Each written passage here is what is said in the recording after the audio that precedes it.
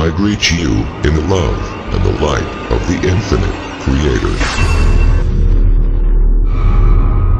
Event is coming soon. YouTube channel. Here's the latest intel. This is why empaths freeze around fake people. By Gostica. Ever spent time with someone who on the surface seem as nice as pie, but when with them you feel awful and struggle to form a sentence? This is caused by your empathic antenna sensing that all is not what it seems. You are detecting that what this person is showing is a fake persona created to hide something from others.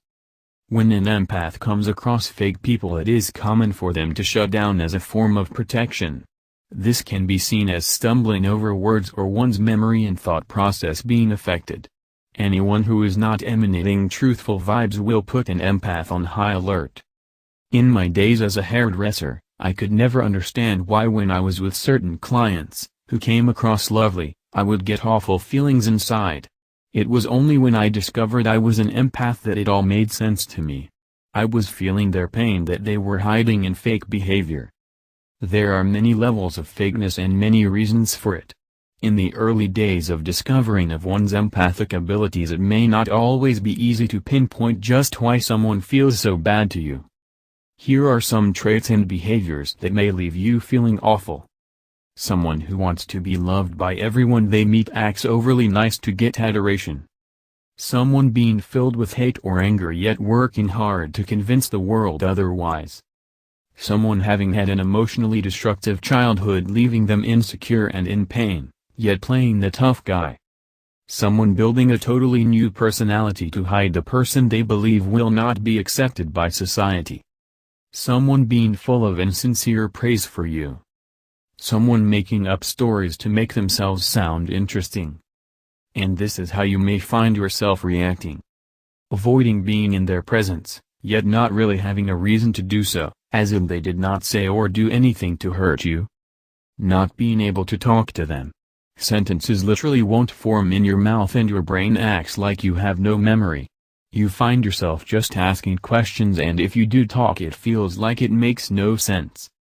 Having a sense of dread in the pit of stomach that won't go until you are no longer in said person's presence. Any more than an hour spent in their company will drain you and leave you feeling ill. Feeling guilty because you may like person but dislike how it feels to be with them. Feeling helpless around them. Now just because an empath feels fakeness and untruths in another does not mean they do not fake themselves. For some, when they feel bad around a faker, it may mean they are picking up a trait they do not like about themselves and they too hide it from the world. We all have to put a face on and act fake at some point in our lives, but for some it's every day. We may have to be upbeat and happy when we feel sad or depressed, we may have to act annoyed when we are actually indifferent, or we may have to pretend to love a job we actually detest. In some cases faking it can get us through difficult situations, but living it daily is not healthy. It is important for the empath to uncover any hidden traits and emotions, because whilst we bury a side of us we do not like, we will never be happy or feel complete. However, the problem we have is that many of us do not know the root cause. One of the biggest causes of unhappiness on this planet is people not knowing themselves, and when we hide a side of us from others without knowing the reason, it will cause us pain. Being true and authentic is emotionally freeing. Quite often, many of the traits we buried have in fact been inherited and passed down the family line, or they may even be from a past life.